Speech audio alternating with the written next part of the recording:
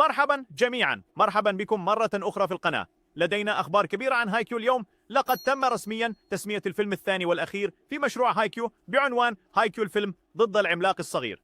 ولدينا أيضا تصور تشويقي جديد كليا ومقطع دعائي وتفاصيل الفريق العامل. لكن هذا ليس كل شيء. تم الإعلان أيضا عن مشروع أنمي آخر بعنوان هايكيو المكان الذي تذهب إليه الوحوش. جلب المزيد من أحداث الكرة الطائرة للمشجعين، لذا دعونا نحلل الأمر كله. تم الإعلان عن ذلك اليوم خلال هايكيو. الخطوة التالية حدث خاص للاحتفال بالذكرى العاشرة للأنمي. كجزء من الكشف حصلنا على صورة جديدة مذهلة تظهر شويو هيناتا تحلق فوق المنافسين من أوبا جوهساي ونيكوما، مستعدا لمواجهة العملاق الصغير في فيلم هايكيو الجديد. كما تم الكشف عن مقطع دعائي جديد تماما والذي يستمر ل59 ثانية، يقدم لنا أول نظرة على المباراة المكثفة بين كاراسونو وكاموميداي.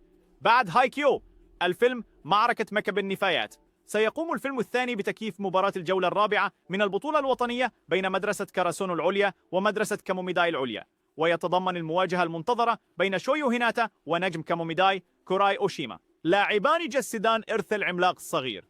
شركة برودكشن AG تتولى مرة أخرى قيادة تحريك مع عودة سوسومو ميتسونكا كمخرج وكاتب نص، ضمان تكيف قوي ومخلص.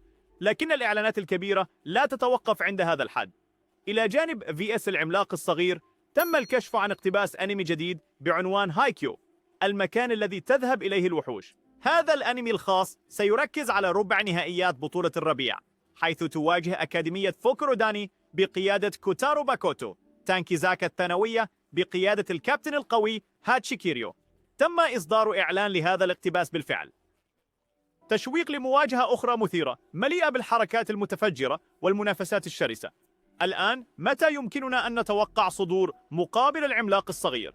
رغم أنه لم يتم تأكيد تاريخ رسمي بعد. بالنظر إلى الجدول الزمني لفيلم هايكيو المعركة في مكب النفايات، يمكننا أن نخمن بشكل مدروس.